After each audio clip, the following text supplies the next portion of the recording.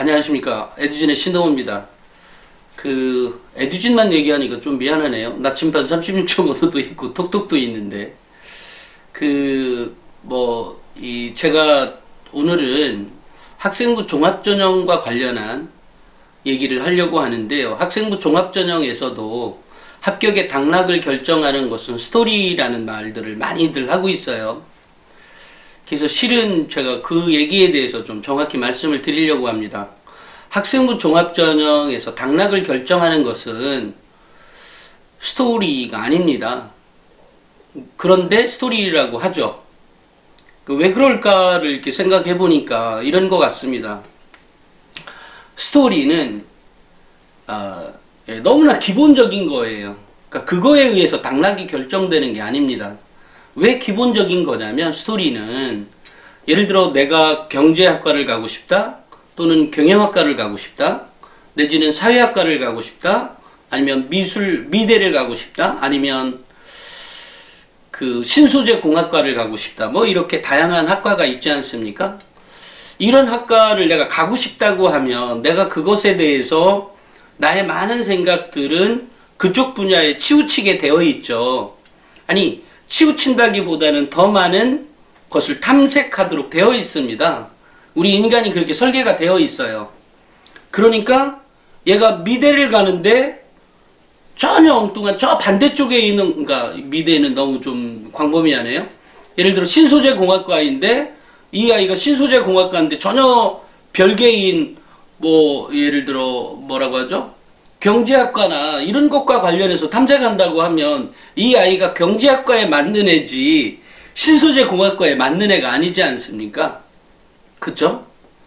그런데 이런 것은 너무나 당연한 거죠. 근데 우리는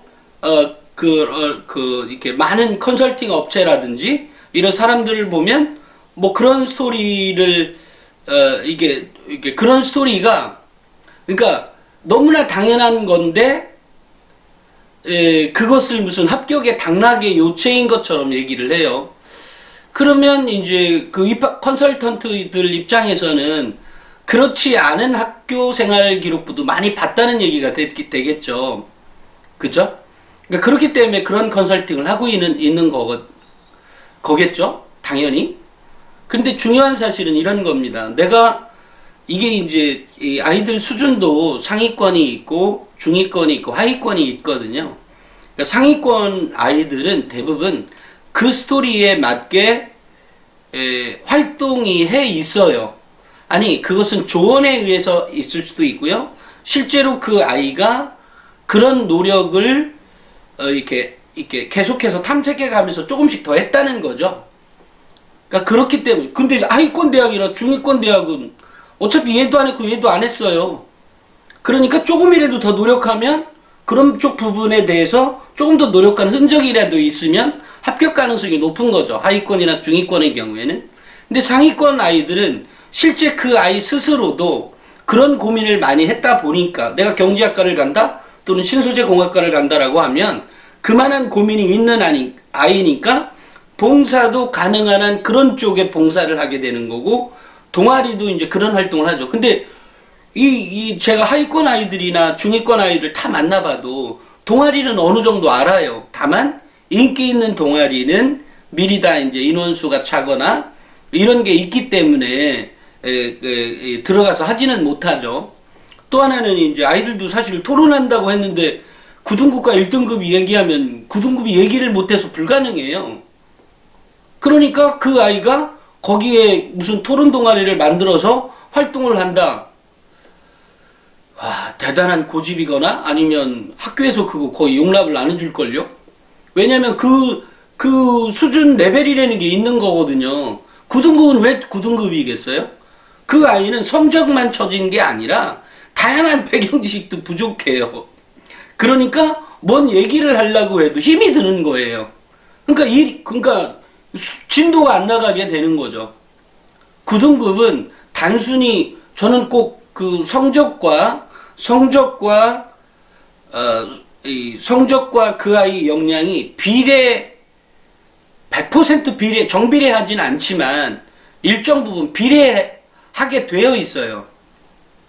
그러니까 비례하게 되어 있기 때문에 이 비례를 무너뜨릴 만한 역량을 개발하기 위해서 제가 늘 독서를 하라고 했던 얘기였거든요. 근데 이제 이게 애들 공부 시간도 없는데 9등급이 공부 시간이 없다고 하면 말이 안 되죠. 아니 걔는 아예 책 덮고 있는 애니까 안 되는 거죠. 그 5등급은 어떠냐? 걔는 집중을 안 해요. 다 요소가 있어요. 아이들마다. 그렇기 때문에 학생부 종합전형을 준비하는 데 있어서 스토리가 있다 없다를 얘기하는 것은 너무나 당연한 얘기인 것이고요. 왜냐면 서울대 100명을 지원했어요. 30명을 뽑는데 예를 들면 그러면 100명 그렇지. 30명을 뽑는데 100명이 지원했으면 그 100명 다 스토리가 있습니다. 스토리가 다 있어요. 근데 지방대학교에 뭐 그냥 지방사립대 뭐 A 대학이 있다고 하면 거기엔 스토리라는 것도 없어요. 아니 있는 애 조금이라도 보이는 걔가 합격하는 거예요. 그러니까 레벨에 따라 틀린 것이다. 그러니까 서울대 가는 데 있어서 그러면 100명 중에 100명이 다 스토리로 준비했어요. 그게 당락의 결정의 요인이 돼요? 안 되죠. 왜냐면 다 스토리거든요. 스토리가 있어요. 다 아이들마다. 근데 스토리가 당락을 결정해요? 스토리가 당락을 결정하는 게 아닌 또 다른 요소가 있는 거죠. 그렇지 않겠어요? 물론 그 또 다른 요소에는 영어 역량이 제가 말씀드렸죠. 예전에. 영어 역량의 정도가 어느 정도냐. 그죠? 그 다음에 또 하나 또 뭐 있었죠? 독서 역량의 정도가 어떤 거냐. 그 다음에 성적은 어느 정도냐도 필요한 거죠. 왜냐면 이 아이의 능력치를 판별하는 기준은 독서의 역량도 있는 거고요. 영어의 역량도 있는 거고요. 또 하나는 성적의 역량이 있는 거죠. 그죠? 근데 또 이런 것도 그걸 좀 더 세밀하게 들어가면 성적의 역량이 있다고 해서 얘가 1등인데 1등을 가만히 따져보니까 얘는 공부하기 쉬운 것만 했어. 예를 들어 얘는 신소재공학과를 가야 되는데 물리, 화학 같은 걸 안 하고 뭐 예를 들면 쉬운 점수인 뭐 지구과학을 지구과학 준비만 했다든지 이러면 이 말이 그러니까 등급은 높게 나올지언정 실제로 이 아이가 신소재공학과에 오려는 애는 아닌 거죠. 그죠? 왜냐면 점수 따기 좋은 공부만 했으니까 이 아이가 기본적으로 우수하다고 판별할 수가 없는 거죠. 약은 거지. 그죠? 그러니까 이렇게 약은 애는 뽑지 않는다. 그죠? 이건 역시 아까처럼 또 물론 이런 요인도 있죠. 그러면 스토리가 준비도 안 된 아이죠. 당연히. 신소재공학과를 가려면 당연히 물리나 화학을 해야 되는 거 아닌가? 화학과 더 가깝겠네요. 그죠? 그러니까 화학은 너무나 당연한 건데 점수 따기 쉽다는 다른 부분을 더한다는 것도 문제가 있는 거죠. 그러니까 이렇게 이제 엮어지는 거예요. 그러니까 스토리는 꼭 이렇게 꼭 활동에서만 찾으려고 하는 게 아니라는 거죠. 또 하나는 그 봉사활동, 학생들이 봉사활동 선생님 저 뭐 해야 돼요? 라고 하는 질문이 많아요. 그런데 봉사와 동아리 활동은 냉정한 의미에서 좀 다릅니다. 근데 봉사활동을 내가 전공하고 싶어하는 예를 들어 뭐 내가 교사를 한다? 라고 하면은 누군가를 가르치는 직업이잖아요. 그러면 그것과 관련해서 뭐 동네 아이들에게 뭔가를 가르쳐 준다든지 아니면 1365에 뭔가 등록을 해서 누군가를 가르쳐 주는 자원봉사를 한다든지 이런 게 필요하겠죠. 그런데 경제학과 가는 데 있어서 그 봉사활동이 뚜렷하게 뭐 나와 있는 게 있는지 모르겠어요.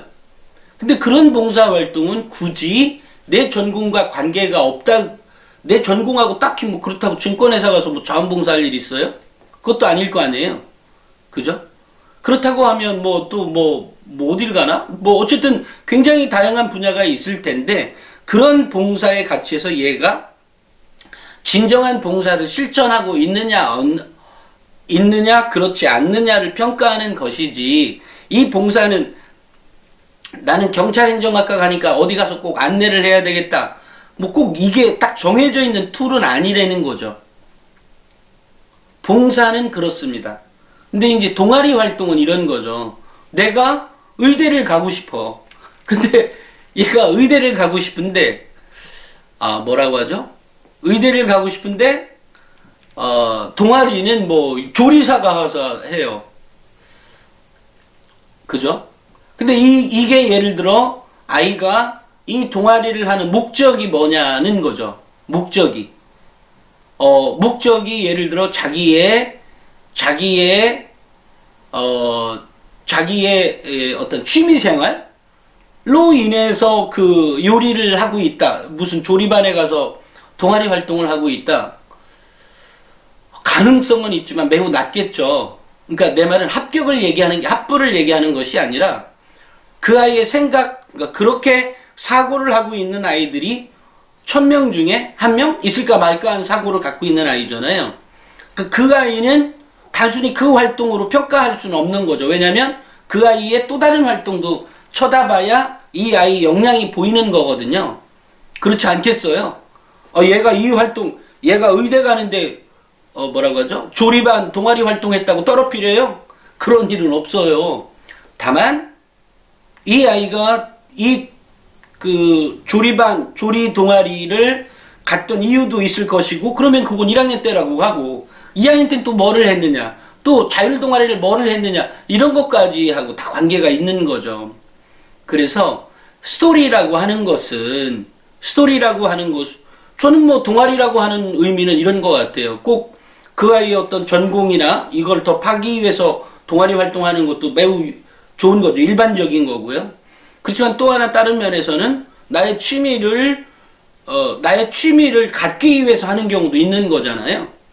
또 그런 것들이 그 활동에 또 이렇게 학교 선생님이 뭐 기록해 줄 수도 있었겠죠. 이런다고 할 경우에 이 아이가 꼭 조리 동아리 갔으니까 다른 애들은 다 의대 동아리 갔고, 의대 동아리? 뭐 생명과학 무슨 반 같은 동아리 갔고 했으니까 이 아이는 낮게 평가된다? 라고 단정 지을 수는 없다라는 거죠.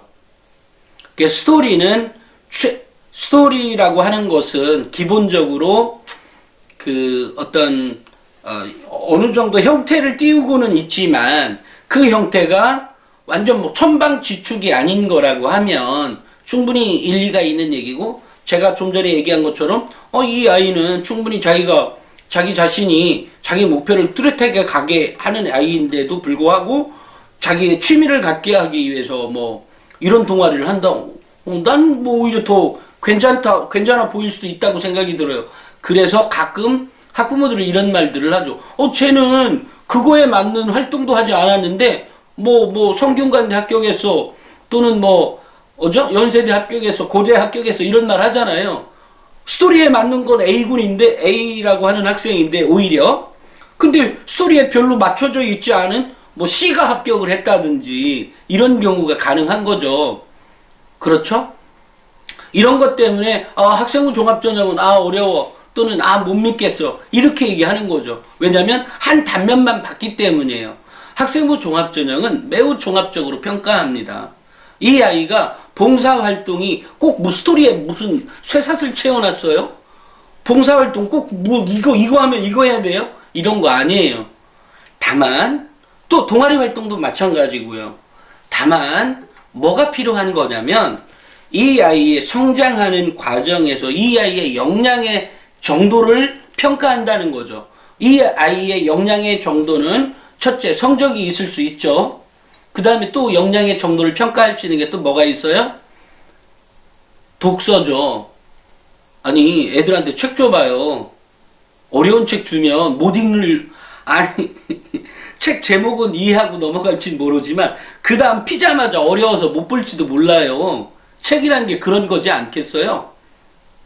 걔가 설령 1등급을 똑같이 1등급에도 그 아이 역량이 똑같지 않죠. 왜냐하면 그 아이의 깊이 있는 지식이 다를 수 있기 때문이죠. 그러니까 학생부 종합전형은 그 역량을 평가한다는 거잖아요. 그러니까 매우 종합적일 수밖에 없는 거예요. 그러니까 어떤 한 단면으로 딱 책정이 안 돼요. 성적? No. 아니고요. 그럼 독서는 무진장 많이 해서 뭐 몇백 권이 있어. 그런데 중요한 건 학교생활 기록부에 기록이 없어. 아니, 독서를 했다는 그 기록은 있는데 학교생활기록부가 이 독서가 이렇게 많잖아요. 그럼 학교생활기록부가 굉장히 빵빵해야 돼요. 왠지 아세요? 이 아이 역량을 선생님도 알아요. 이렇게 독서를 많이 한 아이는 표시가 나요. 그것도 아주 많이 나요. 그렇기 때문에 이 아이 독서가 맨날 예를 들어 뭐 만화나 받고, 만화 봤으면 거의 안 해둘 텐데 만화 봤어도 그 적으세요. 책 아니에요 그건? 책이잖아요. 그러니까 이런 것을 쭉 적어 놓고 나서 이 아이의 역량 정도가 표시가 난다는 거죠. 맨날 만화만 읽은 애의 역량 정도가 매우 우수하겠어요? 꼭 그렇진 않겠죠. 아닐 확률이 많겠죠. 그러니까 이 아이의 깊이 있는 거를 보면 이 아이가 얼마나 어려운 책을 소화해 가고 있다고 하면 학교생활기록부의 기록의 누적도 매우 우수하게 기록되었을 확률이 거의 99%죠. 또 하나는 이제 영어 역량의 정도입니다. 영어 역량은 예를 들어 영어 역량의 정도를 어디서 파악해요? 성적에서 보죠. 성적에 나오잖아요. 얘가 1등급인지 뭐 100점 만점 중에 뭐 99점을 맞았든지 95점을 맞았든지 이래서 뭐 전교에 요게 뭐 어느 정도의 성적이겠거니 이런 게 평가가 되지 않겠어요? 그러니까 여기 플러스 또 영어 역량은 얘가 영어의 독서를 영어 원서를 얼마나 읽었냐, 또는 영어 선생님이 이 아이 수업 시간에 어떻게 표현되어 있느냐가 이 아이가 영어 역량이 어느 정도 있겠구나 이렇게 이제 생각을 할 수가 있겠죠. 또는 이 아이가 영어 토론대회를 했다든지 이런 건 매우 우수한 표현이죠. 영어 토론대회 아무나 해요. 영어가 가능해야 되는 거 아니에요? 그렇죠? 근데 이런 토론대에서 이 아이가 어느 정도의 우수한 성적을 올려서 그러니까 우수한 성적이라기보다는 우수하게 어떤 내용에 대해서 어떻게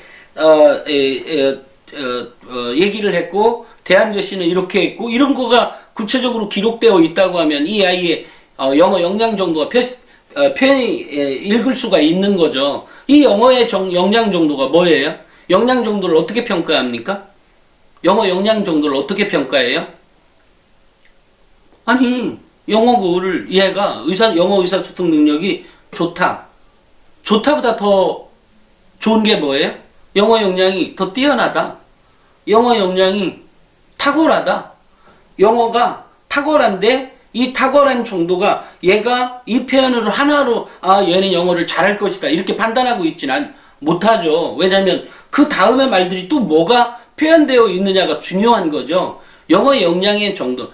다시 말해서 제가 이 책 명문대 합격생 학생부 대공개에 나와 있는 것처럼 스토리는 너무나 당연한 거고 그 스토리를 가지고 역량의 정도를 표현하는 것들이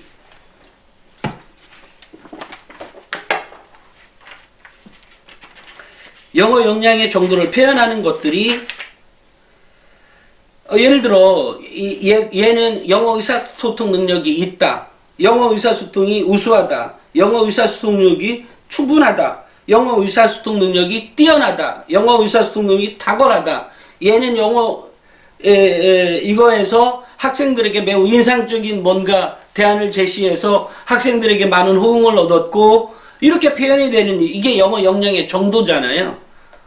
그렇죠? 그래서 이 책이 중요하다는 거예요. 이 책의 기록의 방법이.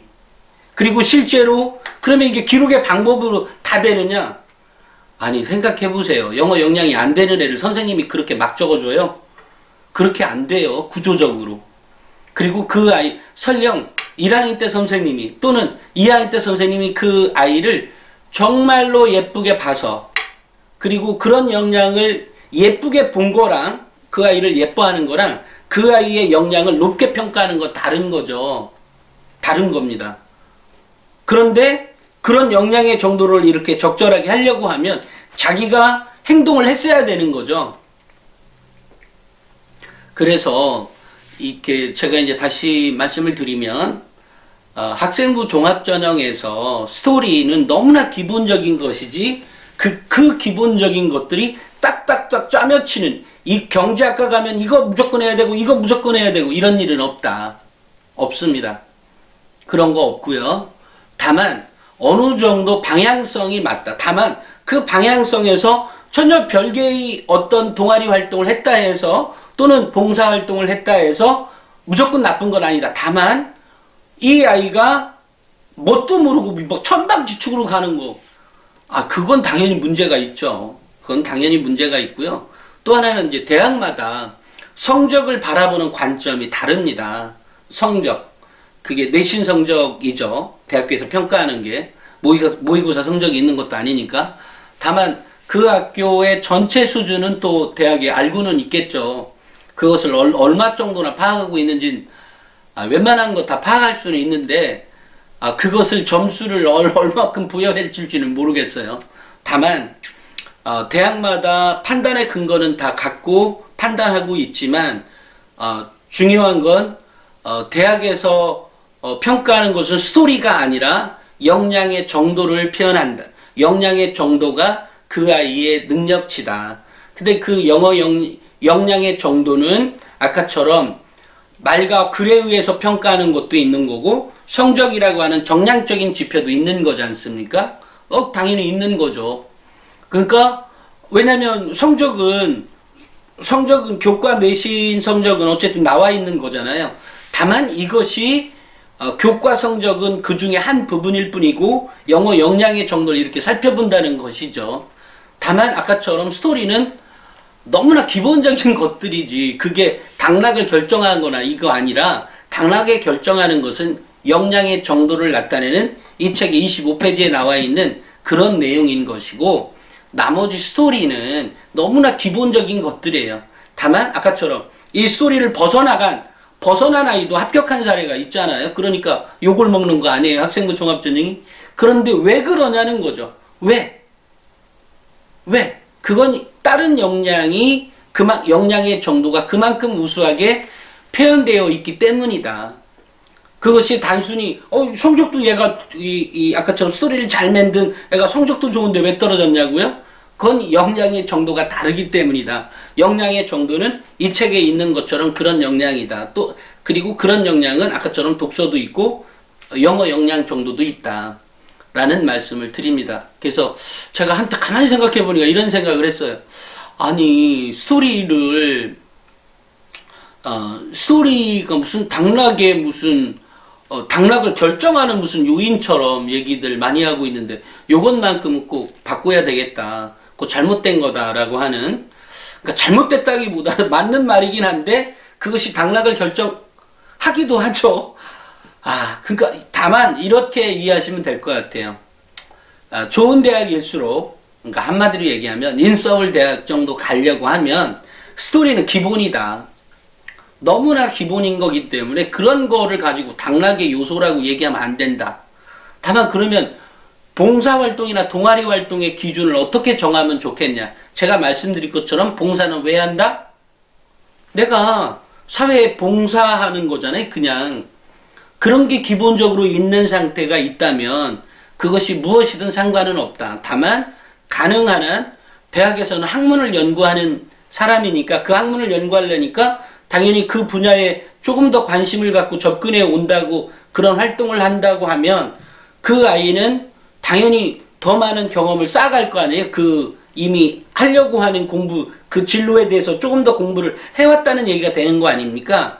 이런 면에서 높은 평가를 받는 것이지, 경제학과를 가니까 이 봉사활동을 꼭 해야 된다. 이런 건 없다라는 말씀. 또 하나는 아까처럼 동아리 활동도 마찬가지다. 동아리 활동도 굳이, 신소재공학과를 가야 되는데, 동아리는 반드시 뭔가 화학공학, 뭔가 이거를 꼭 해야만 한다는 아니다. 하면 더 유리할 수 있다. 예를 들면, 서울대에 있는 애들은 아마 거기 화학공학과 신소재공학과 지원하는 애들은 거의 다 했을 것이다. 거의 다. 100명이 지원했든 200명이 지원했든 다 했다. 연구대도 마찬가지죠. 당연히 한양대 마찬가지, 성균관대 마찬가지, 서강대 다 그 정도의 활동은 다 하고 온다. 다만 그 활동에서 이 아이의 역량의 정도를 평가하는 것은 이렇게 말과 글에 의한 평가도 하겠지만 또 다른 평가도 있을 수 있죠. 이 아이 고민이 어디서부터 출발했느냐에 대한 그런 역량 정도가 또 기록되어 있겠죠. 그런 것들을 보고 종합적으로 평가하는 거죠. 그러니까 이걸로만 다 합격한다. 꼭 그런 거 아니에요. 그런 거 아닙니다. 그런 거 아니고요. 다만 그 역량의 정도를 평가하는 데 있어서 이렇게 되고 있다. 그래서 저는 기본적으로 만들어진 학생부는 표시나요. 제가 보기엔 만들어진 학생부는 표시가 나도 아주 잘 나요. 예, 생각보다 잘 납니다. 그러니까 그런 아이는 제가 높게 평가해 줄 수가 없죠. 다만 만들어진 거를 어떻게 하느냐, 쉽게 발견이 안 되죠. 근데 가끔 그런 게 있다 보인다는 거죠.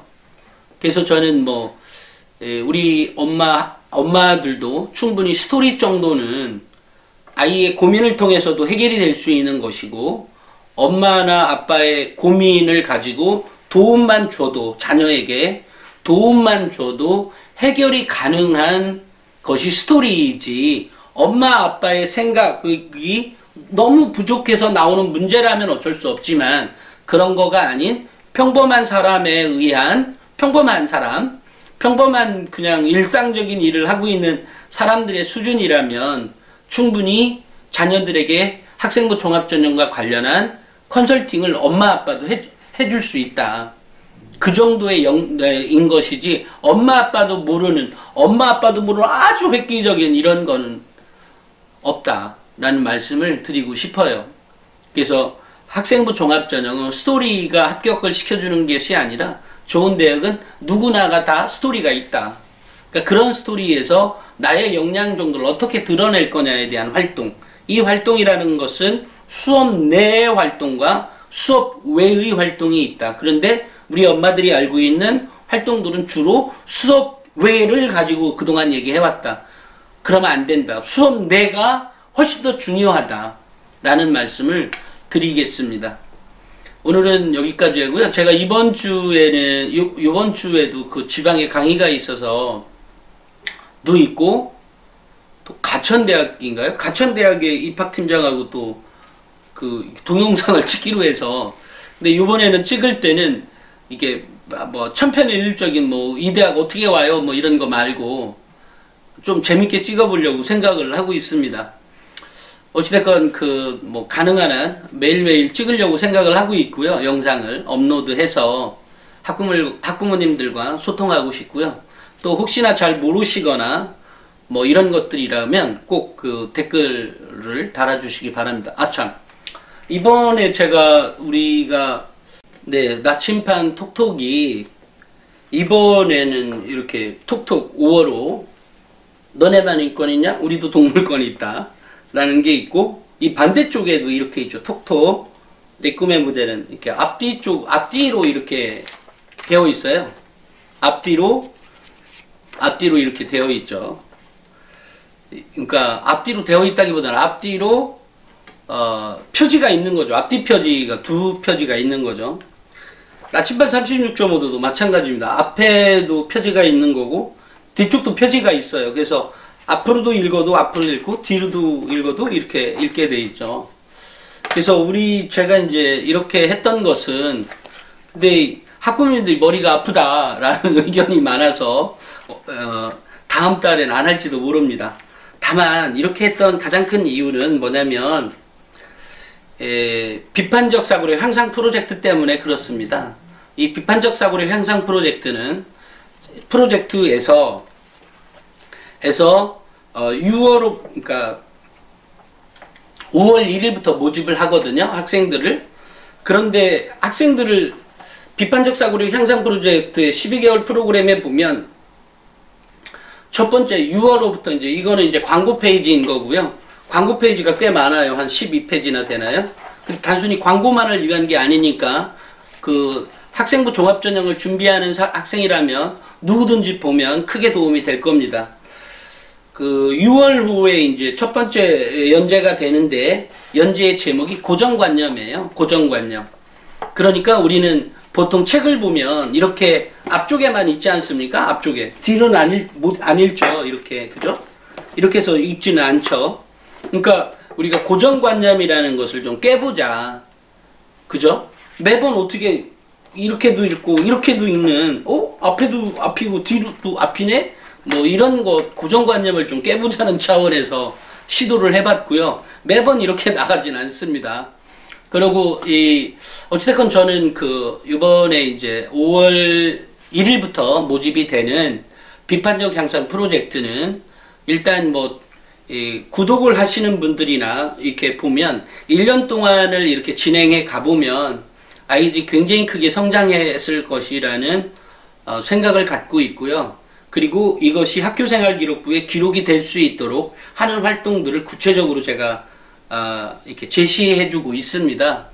그래서 기본적인 원고는 제가 이미 넘겨는 놨는데, 그러니까 그걸 가지고 좀 더 다듬어서 최종 6월호에 나가게 될 것 같고요. 그리고 학생부 종합전형은 저는 학생부 종합전형으로 준비하는 것들이 우리 아이들의 역량을 크게 성장할까라는 믿음이 있습니다. 그래서 학생부 종합전형을 좋아합니다.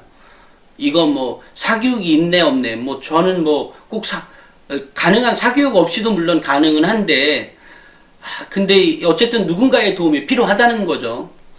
그런 의미에서는 어쨌든 학원비 내는 것보다는 훨씬 더 나은 결과를 도출하게 될 것이다. 장기적으로 보면 그런 생각을 갖고 있습니다. 그래서 여기에서 보면 아이들에게 고정관념, 그러니까 7월호에는 이제 능동적 독서, 8월호에 분석적 사고, 9월호에 추론적 사고, 10월에 종합적 사고, 11월 대안적 사고 이러면서 이것을 구체적으로 어떻게 활동하고 이런 것들을 이렇게 제시를 하고 있거든요. 근데 저는 아이들에게 어쨌든 자신의 진로를 명확하게 하고 그것을 구체적으로 어떻게 활동해야 되고 그것을 내가 교과서에서는 어떻게 체득해서 선생님께 어떻게 질문할 것이고 그런 것들을 내가 어떻게 기록으로 남기고 그리고 나는 내 학교 생활에서 그러니까 학교 생활이라고 하는 것은 꼭 외적인 거를 얘기하는 거 아닙니다. 내적인 즉 학교 수업 내에서 내가 어떻게 우리 선생님께 집중하고 질문하고 어떻게 내가 대안 제시를 해서 나의 역량을 드러낼 것인가를 아주 구체적으로 이렇게 서포트를 해주려고 여기에 하는 이 프로젝트를 실행하는 거니까요. 주위 분들에게 많이 좀 알려주시고 또 그것은 꼭 이 나침판 이게 한 달에 한 돈 10,000원꼴인가요? 12,000원꼴인가? 이걸로 통해서 충분히 가능하다. 그리고 저는 여기에 프리미엄 서비스는 있지만 그건 해도 좋고 안 해도 좋다. 제가 원하는 것은 구독을 통해서 우리 학생들이 그 역량을 충분히 증가시켜 가라. 근데 역량만 증가하는 것이 아니라 내신 성적도 오르게 될 것이다. 이유는 그 아이의 동기부여가 그렇게 만들어지게 만들어 주겠다라는 얘기입니다. 왜냐하면 저는 이 동기부여가 그 아이 과외 1시간, 2시간, 10시간 하는 것보다 훨씬 더 중요한 역할을 한다는 믿음을 갖고 있습니다. 그런 생각을 갖고 있고요. 어쨌든 우리 아이들 이 교육과 관련해서는 적어도 저 역시도 우리 학부모님과 마찬가지로 그 아이를 같이 키워간다는 마음으로 이렇게 대화도 하고 그런 방송을 하고 싶습니다. 오늘은 여기까지 찍도록 하겠습니다. 감사합니다.